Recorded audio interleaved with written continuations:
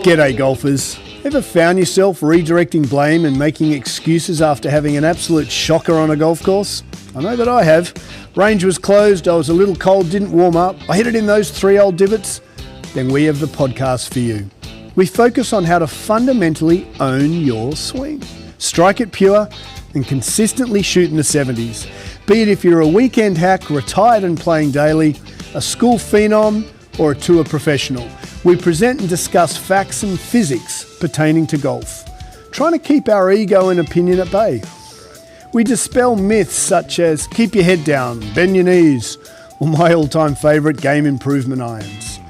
So stop drinking that mythical Kool-Aid and have a sip of ours. I think you'll find it both inspiring and refreshing.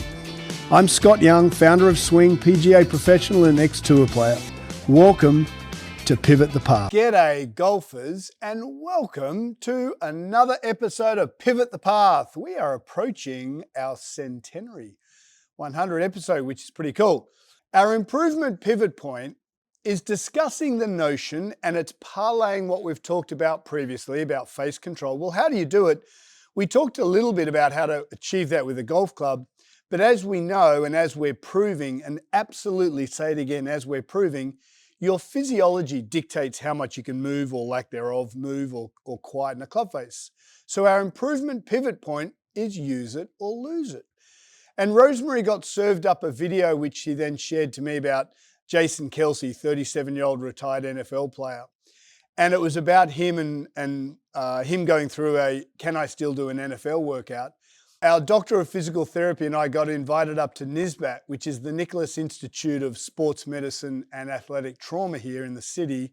It's part of Northwell Health, and they're probably one of the leading biomechanic facilities in the country. And very proudly, all the work I've done, I've kind of painted myself into this picture of, or into this corner, if you like, of ex-tour player. I'm building clubs, and I'm a biomechanics and physiology geek.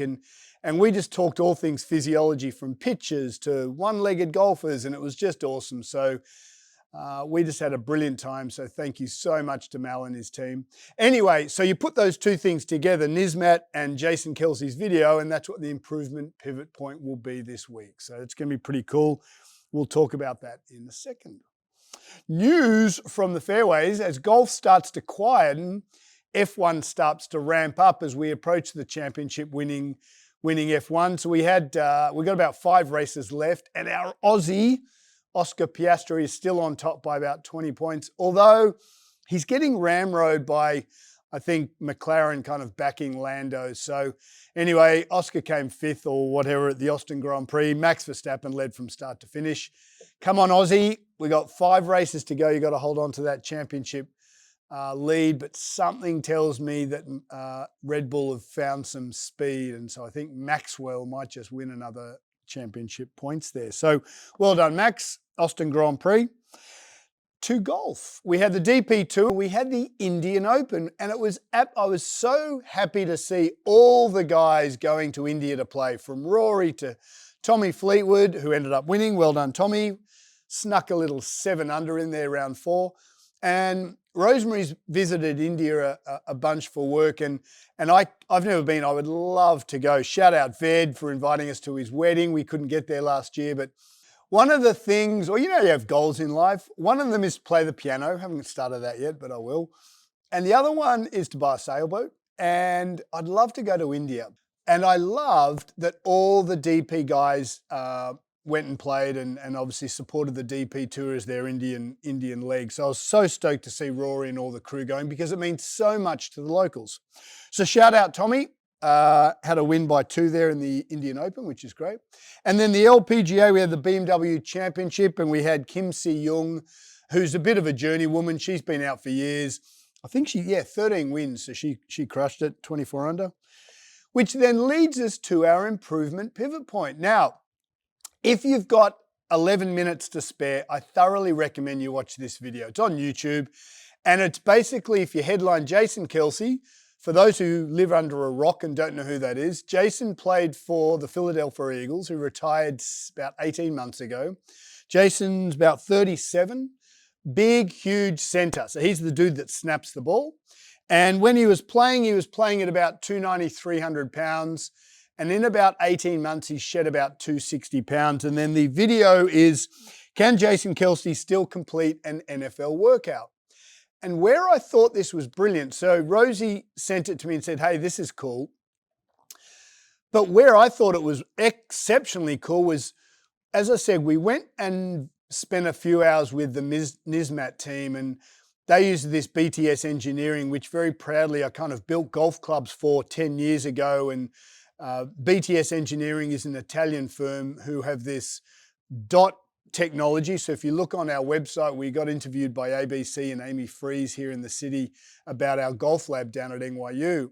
And very proudly, I built and soldered and welded all these dots. We had to, like an avatar dot, but I put it on the golf clubs, the heel, the toe, the shaft, the middle of the shaft, bottom of grip, top of grip, because we really wanted to dive down the rabbit hole and looking at how the physiology in golf clubs and load. And when I talk about shaft flex, flex is irrelevant. It's how you load the club and what happens to load in the golf shaft. And I basically helped build algorithms to actually mathematically track that. So every time I'm bending the club, there's been 20 years of research explaining how I can feel, because I've done the research and the math on what shaft and how shaft reacts. So what the Jason Kelce video did for me was explain the principle of use it or lose it. So what they basically did, Jason said, well, I'm going to go through and do a workout that I used to do every day, and they obviously changed it week to week, but I used to do a workout every day that he crushed. Now, it's only been 18 months since he did that workout, and the difference in his results was astronomical. And so I thought that was really interesting based off the discussions with Mal at NISMAT and what we see in here at Swing. Okay, so at the time of filming, this is Monday morning. Yesterday, we would have had 40, 45 guys come through Swing practicing on a quiet Sunday. Of those, Maddie, our doctor of PT, and I are trying to instill that every single person should warm up for 10 minutes, right? No one's exempt of that. Even 15, 16-year-old guys and girls who are hyper Gumby mobile still need to work up more stability than those tight finance guys who need to work up probably more mobility, right? Flexibility is how much we can move someone. Mobility is how much that individual can move themselves. And stability is anchoring a joint to allow control. And our job, and what we've been saying all along, which we know is true, is the specialty of Swing is that we put people in buckets so that they know what bucket they belong in, so they know how to warm up. And so one of the young chaps in here, young Connor, who just rips the golf ball, he's a big old boy, but lacks a little bit of stability, can hit his 7-iron 200 yards, he can drive at 320, but lacks stability of controlling those muscles. And so he said to me, why don't you put up, so on the top of all our simulators here, I've got here's how to practice for an hour. He said, why don't you do that for how to warm up? And I said, well, we can't, because everyone's different.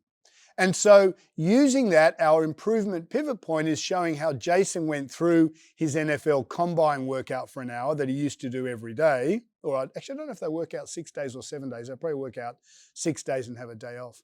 But how he really struggled. And so what I'd love to do is just talk about that. So Jason, his brother, elder brother, retired 18 months ago. When he was playing, his fighting weight was, let's call it 300 pounds.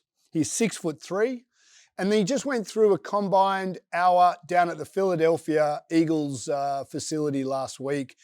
Well, I presume last week-ish. It was interesting to see what his body could do with 18 months of, he's now down to 260, so he's lost about 35 to 40 pounds. Something that's very close to me because I'm down 25 pounds in about 12 months. And then it was interesting to see, and this is where I'd love to, if you guys can really listen to this, Jason Kelce is obviously a freak athlete, right? He is the 1%.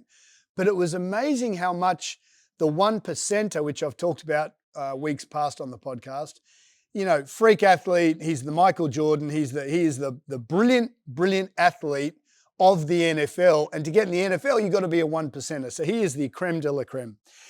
But they put him through a workout for about an hour and 15 minutes. He did his dynamic warm-up where he did open book. He did ladders with his turning his glutes on, stuff we do in here. So a lot of the things that they were warming up Jason with in the NFL are the exact same things that we have been ramming down people's throat for 15 years here in the city. So it's really important. And getting back to NISMAT, we know we're on point here at Swing. So Jason did his open book, he did his glute activation, and the boy was sweating after about 10 minutes or so. Jason, if you're out there and someone sends this to you, we'd love to help you. So the main thing with Jason that I got from a golfing point of view, and obviously he loves his golf, his pelvis was extremely anteriorly tilted, as with every guy on the NFL, because most of what they do is in a crouched position, and his motion is to be explosive. And when he's bent down, his fingers are on the ground, he's snapping that ball and defending, his pelvis is in an anterior position. We're going to get into this a little later. And that really basically diminishes his ability to play golf. And 25 years playing football, I presume he's 36, he's been probably playing 25 years, his body is used to being anteriorly tilted, and it basically negates his ability to rotate, use his hips independently, and disassociate. And as I'm watching this freak of an athlete, like, kudos to you, dude. I didn't know much about Jason, but watch him for 10 minutes. He is an amazing athlete. 13 years in the NFL. But for a guy who I presume wants to play golf, he's stuck in anterior tilt, and he'll struggle to play golf. Not from being a 1% athlete, not from being ferociously powerful. And if you watch it for 11 minutes, he is ferociously powerful. But just from every exercise that they basically put him through was in anterior tilt. We're going to get into what that means. We've talked about it in the past. Okay, so the first one they did, which was really surprising, after he warmed up and he did his ladder drills, and we might do ladder drills. Maddie and I are going to talk about that in the coming weeks. Ladder drills is basically coordination and speed, and I think everyone can use speed. But then they got him to do a 40-yard run. Now, they've been tracking data. They've been tracking data on all their athletes, obviously, and I guessed, I didn't quite know, but they went from side to side of one of their training fields, and a training NFL field or NFL field is 50 yards wide, and he looked like he was in 10 yards or so, so I presume it was about 40 yards. So the first real test, they did about 5. They did about 25 exercises, but they basically tested 5. The first test was his 40-yard dash. I think it was around 40 yards. And he said to the head of movement for the Eagles, he said, "Hey, how do you think this is going to go?" And the guy's like, "Oh, not expecting too much." Well, lo and behold, 18 months from training as an NFL player, losing 40 pounds, he did the fastest run he ever did. He did it twice, got up to 19.7. He was blown away. And the excitement, and Jason's a very up character, but the excitement that he had, knowing that he was a better athlete 18 months on, was huge. So 1 out of 1, he was quicker. Why? Because presumably he'd lost 40 pounds. And then they were just talking, and the head of movement down at the Eagles said, "I don't think most people in the NFL would be able to catch Jason," which I thought was alarming. So let's talk about that. I'm down 25 pounds. I was 211. I'm down to 188 now. For every pound of weight, your hips, knees, and ankles have to put up with and disperse 5 pounds of pressure. So in Jason losing 40 plus pounds, he's taken off, over 200 pounds of pressure on his knees, ankles, and hips. That's huge. So for all of those who are struggling with, why you want to commit to, maybe having 2 beers instead of 5, maybe having a bit of intermittent fasting, it worked for me, doesn't mean it's going to work for you, or maybe looking at how to eat a little better, because it's all new input versus output. Just know that if you lose a couple of pounds, it really is better on your body. Number 2 was squats, and they measured this in watts, and I went down the rabbit hole of this. And how did they calculate that? Pretty easily. They said power, watts, and they had a machine that measured it, is work in joules over time, seconds. So how much you could move something over a period of time, which is pretty cool. So in Jason's playing days, he was putting out they had three basic power squats, and they had a machine that measured how quickly you could displace movement. So what they basically did, they measured power thrust squats using a machine that could measure watts, and they do it in 3 stages. And the first stage, Jason would hit 2,600, and then as he got warmed up, they'd do 3,600, and then he'd do 4,250. That's when he was playing. So 18 months on, he was nowhere near that. And if you watch it, again, if I just stand up here, very anteriorly tilted. Why? To protect the spine. We're going to talk about that in a second. When we're loading the spine, we need the pelvis to be in an anterior position so that we protect the spinal cord. So I'm going to say that again. When we're picking up load or when we're doing squats, we need these clear things, which are our discs, to be protected by the facet joints. So we need facet joint disc to be nice and parallel when we're pushing, when we're picking up, when we're doing deadlifts, and when we're doing squats. So we want this anterior tilt. The problem with that, it thrusts the femoral head, which is this ball and socket, into the front of the pelvis. So an anteriorly tilted lower back reduces how much the hips can turn, but it's fantastic for protecting the spine with load and with squats. And if you're 300 pounds and you've got 4 300-pounders running towards you. So Jason, in his power squat, is going to be in an anterior position. And most of the time, the entire NFL season, they're in an anterior position. Why? Because they've got to protect their back, right? So he's doing these power squats and he's nowhere near hitting what he used to only 18 months off. Yet he was faster in his 40-yard run. So he starts to get a little disappointed.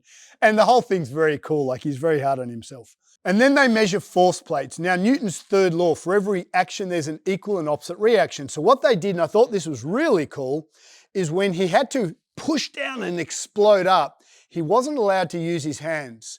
And so if we compare that to, say, Greg Rose in TPI, and they're all about these arms, it was interesting to me that the NFL, because they're probably more precise on their data, was like, nope. So Jason had to stand with his hands by his hips, which I thought was fascinating, to create speed and power and agility and force only through his legs and his core. And so when he did that, his ground force reaction, when he did that, when he was playing, he was generating 9,300 watts, and then 18 months on, he was down to 7,000. So he was very disappointed in himself, but he's still a hell of an athlete. But the point I'm trying to make, and really watch it, because he's obviously a hell of a good dude, but the amount of explosiveness that because of his training he had lost in a short amount of time was astronomical. So his ground force reaction and his load was down a little. And then they did barbell squats where they just do basically a simple barbell behind the neck, which again exaggerates anterior tilt, so it kills his golf game. But when in his playing days, he said, I used to regularly hit 500-pound squats, which is insane. And he got up to about 450, which is still a hell of a lot of weight. So, and then he did his barbell squat. So when you do a barbell and you've got the barbell behind your neck, it encourages a deeper anterior tilt. Why? Because we've got to stack those facet joints and discs on top of one another to protect the spine with load. And he said he'd regularly do 500 pounds. And I think he hit 455. I don't think he got 505 over. And interestingly, when he had to really jump on that power squat and when he was doing his 500-pound attempt, he went straight to the weight belt, which added stability. And I'm not a fan of the weight belt because it's basically getting you to overload at the expense of what your body can naturally protect. So it is interesting that he went straight to weight belt. Just be careful when you do that. And then he went to bench dumbbell, lat pull down, TRX, kettlebells, biceps. And the last one was really interesting. He did a plate clench. And I did this yesterday. Now, our plates are really thick, so I actually couldn't grab it at 50 pounds. 45 pounds.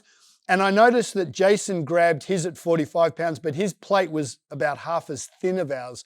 So I got our kettlebells, and it was interesting that someone like myself, who's been hitting balls since I was, 17, 18, every day, all day, obviously I've got crazy strength in my hands and forearms. And so one thing that I could do very easily, and this is not an egotistical thing, just a factual physiology thing, was I could grab 45 pounds and hold it for 30 seconds, which I thought was really interesting. I've never done that, ever done that. And I noticed that Jason did the same, but for whatever reason, I presume he hucked the thing, whatever you call it when you throw it under your legs. I presume he blocked with his left hand. And because his left hand obviously had had trauma over the years, his right arm, he could keep it for 30 seconds and then some, but his left arm, he couldn't. And I presume that's his blocking hand. I've got no idea. I'm not an NFL expert. But I presume as he hoiks it, he grabs it with his left hand. Well, his left hand was quite arthritic. And so he said, oh, look, my left arm's not that good. So I went and did this just stone cold, and I could hold it for 30 seconds, no problems. And so I thought that was interesting. So it's something that we might put onto our training here in group training, is just a good old-fashioned clasp hold, because if the NFL are doing it, and that's one of the most explosive sports, then I thought we will too. So what's the takeaway here? We love the Kelce brothers. I think they're hysterical, but it actually shows you, and our improvement pivot point was if you don't use it, you'll lose it. And getting and tying this all back to face control is that we're trying to change a culture here whereby people generally don't warm up for golf. They go straight into hitting golf balls. And we are trying to change that because we fundamentally believe that if you want to own your swing, you've got to be able to move. And here in swing, being in Midtown Finance, where most of our community are sitting like I am now, which is going to anteriorly tilt my pelvis. I sit for about, I've got a train ride of an hour and 15, 20 minutes one way, so I'm on a train for 3 hours every day. But I only sit for half of that. Why? Because I just don't sit. When I'm at work here for 13, 14 hours, I do not sit at all. I'm standing the whole day. Now, it puts a little bit of pressure on my old knees. I need a new knee, so that's not great. So it swells a little bit, but it doesn't allow me to sit. And if I don't sit, I don't anteriorly tilt. So the improvement pivot point is I can give you 4 little tests like they did with Jason that if you can't do, if you're here in New York City, we will help you. So where do we tie this back to swing? We're going to give you 4 little tests. And if you can't do that, reach out to us online. We will help you achieve your goals. And if you can't do these 4 exercises, know that you'll struggle to control the club face, period. So let's get into it. Okay, so the first one, we need to disassociate the hips. To do that, for a right-handed golfer, my lead hip, my left hip, is internally rotating as my right hip externally. So before you can control face, you've got to work out what your internal and external rotation is. So internal rotation, really simple. You're going to lie down, and all you're going to do is you're going to drop your legs out, you'll video record yourself. That's called internal rotation, right? Really simple. Measure it, put it on your phone and actually measure from vertical out. I've got about 68 degrees of internal rotation. Some people have about 11. What you've got's what you got. We can't improve internal rotation. Again, get back to Jason Kelce. When you're anteriorly tilted, which is fantastic for squatting, for blocking, and for deadlifts, unfortunately, it diminishes how much the hips move. So instead of being in anterior tilt, I've got to get into neutral tilt to allow my hips to turn. So someone like Jason's going to struggle to turn his hips, not because he can't, but because his body's used to being anteriorly tilted. From there, we do external rotation, where all I'm going to get you to do is be out straight, and we're going to let these knees drop to the ground. Now, I'm very tight in my external rotation. So it's something that I work on constantly. And next week, we're going to show you how to improve this. So internal rotation, external rotation. From there, we're going to work on tilts. So now we're going to posteriorly tilt the pelvis, anteriorly tilt the pelvis. And all we're doing is we're not moving knees nor chest, we're tilting our pelvis. That's the second exercise. We have to be able to tilt the pelvis to be able to turn the hips. Okay, there's number 2. From there, we want a glute stability test. And again, next week we're going to show you how to improve these. This week we'd just like you to think about it for a week. Glute test, we're going to get you to close your eyes and lift your leg up at 90 degrees. You want to be able to do that for 30 seconds. The reason we get you to close your eyes, we take off proprioception. So it is literally just a glute test. If your glutes can stabilize, you'll be able to stand here without wobbling, but most of you will wobble. There's a little bit of ankle involved, but we really want these glutes to stabilize because I can have 65, 68, 70 degrees of hip turn, but if I can't stabilize my glutes, I can't control it. And the last one, so we need the hips to move to be able to come from the inside. The more our hips move, the less our club face does. We need our glutes to stabilize to control that hip motion. And then we need some thoracic spine mobility. The more mobility I've got through my trunk, the less the club moves. And if you have those four things, I guarantee you'll play some wonderful golf. And what we're doing here at Swing is saying, please don't just focus on controlling the face.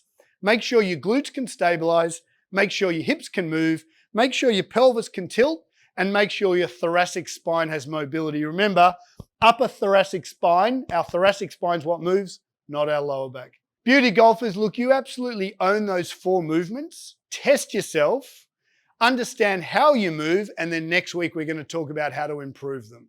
And you'll absolutely own your swing with the work you put into your golf game off the golf course. Remember, the newsletter comes out Fridays. Thanks so much for your support, and share the podcast and the newsletter to all in your community. Jump on the website. We got all our merch. Thanks, golfers, and thanks very much for supporting us. Cheers.